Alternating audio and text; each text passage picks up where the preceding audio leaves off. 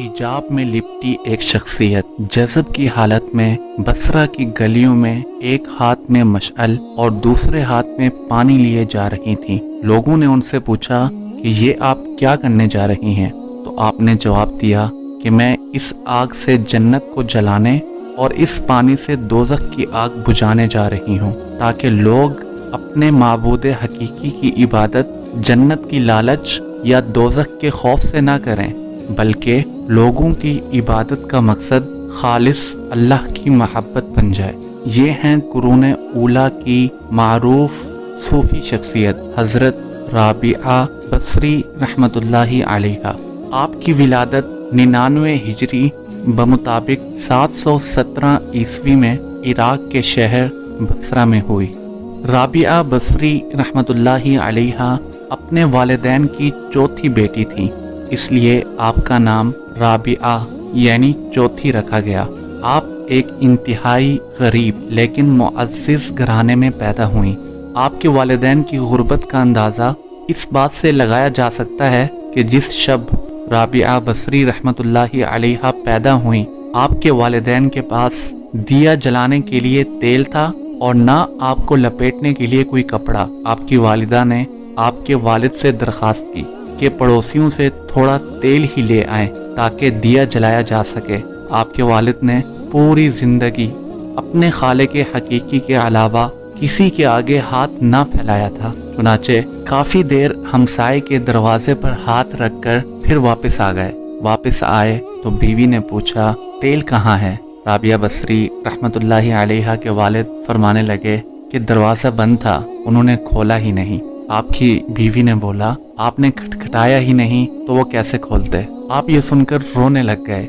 ये सहरी का वक्त था। रोते रोते राबिया बसरी के वालिद ग्रामी घुटनों के ऊपर सर रखकर वहीं सो गए। सोए तो हुजूर सल्लल्लाहु अलैहि वसल्लम का दीदार हो गया और आप सल्लल्लाहु अलैहि वसल्लम ने राबिआ बसरी रहमतुल्लाहि अलैहा के वालिद को बशारत दी कि तुम्हारी नवमौलूद बेटी खुदा की बरगज़ीदा बंदी बनेगी और मुसलमानों को सही राह पर लेकर आएगी। तुम अमीर बसरा के पास जाओ और उसे हमारा पैगाम दो कि तुम यानी अमीर बसरा हर रोज रात को 100 मरतबा और जुमेरात को 400 मरतबा दुरूद का नजराना भेजते हो, लेकिन पिछली जुमेरात को तुमने दुरूद शरीफ ना पढ़ा, लिहाजा इसके कफारा के तौर पर 400 दिनार बतौर कफारा ये पैगाम पहुंचाने वाले को दे दो। राबिया बसरी के वालिद उठे और अमीर बसरा के पास पहुंचे। इस दौरान आपकी आंखों से खुशी के आंसू जारी थे। उन दिनों बसरा का अमीर ईसा जदन था। आप वहां गए लेकिन दरबानों ने अंदर जाने न दिया, तो आपने बुलंद आवाज से कहा, मुझे हुजूर सल्लल्लाहु अलैहि वसल्लम ने भेजा है, तुम्हारे मालिक को कोई पैगाम पहुंचाना है। हुजूर सल्लल्लाहु अलैहि वसल्लम का नाम जब ईसा जदन के कानों में पहुंचा तो बोला, आने दो, कौन है? आप उसके पास पहुंचे और उन्हें मुकम्मल वाकया सुनाया। ये सुनना था शौक व मोहब्बत और खुशी में कि हुजूर पाक सल्लल्लाहु अलैहि वसल्लम का पैगाम मुझे मिला। उसने शुक्राने के तौर पर फौरन 1000 दिनार गुरबा में तकसीम कराए और 400 दिनार राबिआ बसरी रहमतुल्लाहि अलैहा के वालिद को अदा किए और उनसे दरख्वास्त की कि जब कभी किसी चीज की जरूरत हो बिला झिझक तशरीफ ले आइए। हजरत राबिया बसरी रहमतुल्लाहि अलैहा अपने वालिद के लिए रहमत बनकर आईं और बेटियां होती ही रहमत हैं। आपके वालिद का नाम शेख इस्माइल था। आप तसव्वुफ व ज़ुहद की तरफ माइल थे और बसरा के करीब सहरा में रहा करते थे और इन 400 से आपने कुछ सामान खरीदा और तिजारत करने लग गए। गुजर बसर होने लगी, मगर चूंकि इस वक्त तक आप कमजोर और बड़ी उम्र के हो गए थे तो बीमार पड़ गए। अब घर में परेशानी का माहौल बन गया कि जो घर में कमाने वाला था वही बीमार हो गया और बिल आखिर इसी बीमारी की हालत में सहरी के वक्त आपका विसाल हो गया। उन दिनों बसरा के हालात बहुत नासाज थे। खाद साली की वजह से डाकू सरेआम दंदनाते फिरते, बिलखुसूस औरतों और बच्चों को अगवा करके ले जाते और बगदाद के शहर में उनकी बोलियां लगाई जाती। हजरत राबिया बसरी रहमतुल्लाहि अलैहा अपनी वालदा और 3 बहनों के साथ सफर में थी कि आप पर भी डाकू ने हमला कर दिया और अगवा कर लिया। आप चूंकि खूबसूरत थी तो आपको डाकुओं ने अपनी कैद में रखा, बेचा नहीं, इस वजह से कि जब ज्यादा लोग होंगे तब बोली लगाएंगे ताकि कुछ ज्यादा नफा हासिल कर सकें। डाकुओं ने आपको ले जाकर एक कमरे के अंदर कैद कर दिया। आप वहां पर इबादत में मशगूल हो गई। डाकुओं आपके पास आते, देखते आप नमाज में मशगूल हैं। डाकुओं आपको पानी की जगह शराब देते। आप बोलती ये हराम है, मैं नहीं पीऊंगी। एक दिन गुजर जाता है लेकिन आप शराब को हाथ नहीं लगाती। अगले दिन डाकुओं का सरदार फिर आपके पास आता है, देखता है आप नमाज में मशगूल हैं, आपको शराब देता है, आप नहीं लेती, बोलती हैं ये हराम है, मैं नहीं पीऊंगी। तीसरा दिन आप सख्त प्यासी होती हैं, फिर वही डाकू आता है, आपके सामने शराब पेश करता है, आप मना करती हैं और वो आपके सामने पानी को जमीन पर उंडेलता है। मट्टी होने की वजह से पानी फौरन जज्ब हो जाता है और वो शराब पेश करता है। आप फिर वही बोलती हैं कि ये हराम है, मैं नहीं पीऊंगी। डाकुओं को बहुत गुस्सा आया और वो गुस्से में दरवाजा पटकते हुए बाहर चला गया और बाजार से सांप लेकर आया। आप जब नमाज पढ़ती तो इर्द गिर्द क्या हो रहा है कुछ पता ना होता। डाकू ने सांप आप पर छोड़ दिया। सांप आपके पास से घूमता रहा मगर आप पर उसका कुछ असर ना हुआ। ये सब देखकर भी डाकुओं को असर ना हुआ। रात में आपको बाहर निकाला और आपके सामने गोश्त रखा, लेकिन आपने हाथ तक ना बढ़ाया क्योंकि आप बचपन ही से रिज़्क़ हलाल के बारे में कॉन्शियस थी। एक मर्तबा अपने घर में वालिद के साथ खाना खाते हुए जब लुकमा उठाया तो रोने लग गई। आपके वालिद ने पूछा, बेटी रोती क्यों हो? आपने कहा, अब्बा मैं सोच रही हूँ जो हम खा रहे हैं ये हलाल है या हराम। अब्बा रो पड़े, बोले बेटी ये मैं कमा कर लाया हूँ। कहा बस अब्बा ऐसे ही ख्याल आ गया था। तो जो अपने घर में खाते हुए इस कदर ख्याल करती हूँ वो डाकुओं के पास कैसे खा सकती थी? वो डाकू आपसे तंग आकर आपको बेच देते हैं।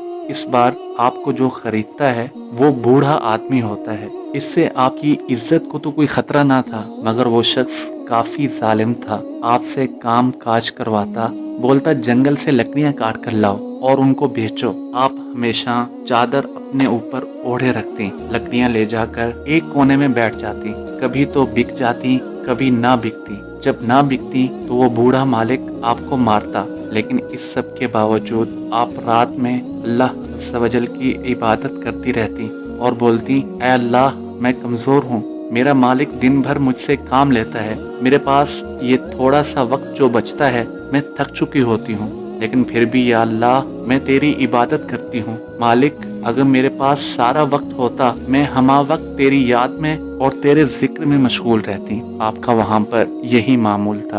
अल्लाह ताला ने उसके यहाँ भी आपकी इज्जत को महफूज रखा। इसके बावजूद आप दिन भर काम करती और रात भर इबादत करती रहती और दिन में भी ज्यादातर रोजे रखती। इत्तिफाकन एक दफा राबिया बसरी रहमतुल्लाहि अलैहा का आका आधी रात को जाग गया और किसी की गिरिया उजारी की आवाज सुनकर देखने चला कि रात के इस पहर कौन इस तरह गिरिया उजारी कर रहा है। वो ये देखकर हैरान रह गया कि राबिया बसरी रहमतुल्लाहि अलैहा अल्लाह के हुजूर सर बसजूद हैं और निहायत आजिज़ी के साथ कह रही हैं, ऐ अल्लाह तू मेरी मजबूरियों से खूब वाकिफ है। घर का काम काज मुझे तेरी तरफ आने से रोकता है। तू मुझे अपनी इबादत के लिए पुकारता है मगर मैं जब तक तेरी बारगाह में हाजिर होती हूँ नमाजों का वक्त गुजर जाता है। इसलिए मेरी माजरत कबूल फरमा और मेरे गुनाहों को माफ कर दे। अपनी कनीज का ये कलाम और इबादत का ये मंजर देखकर राबिया बसरी का मालिक खौफ खुदा से लरज गया। उसने ये फैसला किया कि ऐसी अल्लाह वाली कनीज से अपनी खिदमत कराने की बजाय बेहतर ये होगा कि खुद उसकी खिदमत की जाए। सुबह होते ही वो आपकी खिदमत में हाजिर हुआ और अपने फैसले से आपको आगाह किया। उसने कहा कि आज से आप मेरी तरफ से आज़ाद हैं। अगर आप इसी घर में कयाम करें तो मेरी खुशनसीबी होगी, वगरना आप अपनी मर्जी की मालिक हैं। ताहम अगर आप यहाँ से कूच कर जाने का फैसला करती हैं तो मेरी बस एक दरख्वास्त है कि मेरी तरफ से की जाने वाली तमाम ज़ियादतियों को उस ज़ात के सदके माफ़ कर दें जिसकी आप रातों को जाग जाग कर इबादत करती हैं। जब बूढ़े आका ने आपको आज़ाद किया तो आप बगदाद से वापस बसरा आ गईं, उसी अपने पुराने घर में जहां अपने वालिद वालिदा और बहनों के साथ रहा करती थीं। वो अब बिल्कुल खंडर बन चुका था। قحط نے اسے بالکل خالی کر دیا تھا، وہاں آپ رہنے لگ گئیں۔ آپ نے وہاں لکڑیاں اور پتے جوڑ کر ایک دروازہ بنایا اور بیٹھ کر عبادت شروع کر دی۔ اس کھنڈر کے اندر صحرا کے قریب اکیلی عورت اللہ کی عبادت میں مشغول ہو گئی، اور یہیں سے آپ رحمت اللہ علیہ کے زہد و تقوی کے چرچے ہونا شروع ہوئے۔ دیکھتے ہی دیکھتے پورے بصرہ میں آپ مشہور ہو گئیں۔ حضرت رابعہ بصری رحمت اللہ علیہ کے بارے میں بہت سی ایسی باتیں بیان کی جاتی ہیں جن کا حقیقت سے دور دور تک کوئی تعلق نہیں، جیسا کہ آپ کے بارے میں بیان کیا جاتا ہے کہ 36 سال تک آپ ایک عام عورت تھیں جو گانا بجاتی، ڈانس کرتی اور دنیا میں مشغول تھیں۔ آپ کو دنیا اچھی لگتی تھی، حالانکہ اس بات کا حقیقت سے کوئی تعلق نہیں۔ آپ شروع ہی سے اللہ کی طرف راغب تھیں، اپنے والد کی صحبت کی وجہ سے۔ آپ اپنے والد کے ساتھ رہتی، چھوٹی اور لاڈلی ہونے کی وجہ سے، اور آپ کے والد کو نماز پڑھنے کی اور تہجد کی پکی عادت تھی۔ ہر نماز کے ساتھ رابعہ بھی ساتھ ہوتی، ایون کہ تہجد میں بھی ساتھ اٹھتی، اور بعض اوقات ساری رات ذکر و عبادت میں اپنے والد کے ساتھ ہوتی، اور ایسے آپ کے ابتدائی 11 سال گزرے۔ اسی تربیت کا اثر تھا کہ آپ کو نماز سے انتہائی عشق تھا، لہٰذا آپ کے بارے میں یہ کہنا کہ آپ 36 سال تک ایک دنیا دار عورت تھیں سراسر غلط ہے۔ اسی طرح حضرت حسن بصری رحمت اللہ علیہ کی ملاقات آپ سے ثابت کی جاتی ہے، اور بہت سارے واقعات پیش کیے جاتے ہیں۔ آپ کی حضرت حسن بصری سے ملاقات ممکن ہے بچپن میں ہوئی ہو، کیونکہ آپ کے والد شیخ اسماعیل صوفی بزرگ تھے جو تصوف و زہد کی طرف مائل تھے، اور ان دنوں حضرت حسن بصری بہت مشہور تھے۔ تو ہو سکتا ہے کہ رابعہ بصری کے والد انہیں حضرت حسن بصری رحمت اللہ علیہ کی محفل میں لے گئے ہوں۔ جب آپ کی وفات ہوئی تب رابعہ بصری رحمت اللہ علیہ کی عمر 11 سال تھی۔ حضرت ذوالنون مصری رحمت اللہ علیہ کی ملاقات اور واقعات حضرت رابعہ بصری سے بیان کیے جاتے ہیں، حالانکہ حضرت ذوالنون مصری رحمت اللہ علیہ 796 عیسوی میں پیدا ہوئے، اور حضرت رابعہ بصری رحمت اللہ علیہ کی جب وفات ہوئی تب حضرت ذوالنون مصری صرف 5 سال کے تھے، تو ملاقات کیسے ہو سکتی ہے؟ حضرت ابراہیم بن ادم رحمت اللہ علیہ سے آپ کی ملاقات ممکن ہے، کیونکہ دونوں حضرت ابراہیم بن ادم اور رابعہ بصری رحمت اللہ علیہ ہم عصر یعنی ایک ہی زمانے کے ہیں۔ اسی طرح حضرت سفیان ثوری سے آپ کی ملاقات ممکن ہے، یہ صرف آپ سے 2 سال بڑے تھے، کوفہ میں پیدا ہوئے اور 748 عیسوی میں بصرہ منتقل ہو گئے، اور تب رابعہ بصری رحمت اللہ علیہ بھی بصرہ میں تھیں۔ اگر آپ کے استاد ہیں تو وہ حضرت سفیان ثوری ہیں، جن سے آپ دین کی باتیں سیکھا کرتی، اور حضرت سفیان ثوری بھی آپ سے تصوف اور زہد کی باتیں سیکھا کرتے۔ جب آپ کی شہرت ہو گئی تو بصرہ کا بہت امیر آدمی آپ کے پاس سونے کا بھرا ہوا صندوق لایا اور آپ کے سامنے رکھ دیا، جس میں سونے کے سکے اور زیورات تھے۔ بولا، میں اپنی ساری زندگی آپ کے نام کرتا ہوں، آپ مجھ سے شادی کر لیں۔ آپ نے فرمایا، یہ عقد نکاح جسم پہ ہوتا ہے، یہاں جسم رہا ہی نہیں، سایہ ہی سایہ ہے، سایہ خود کچھ نہیں کرتا، اور میں کمزور ہوں، میں 2 مالک کی نوکری نہیں کر سکتی، میرا اللہ ہے، مجھے عبادت سے فرصت ہی نہیں ملتی، میں مالک حقیقی کی عبادت میں مشغول رہتی ہوں، یہی میرے لیے کافی ہے۔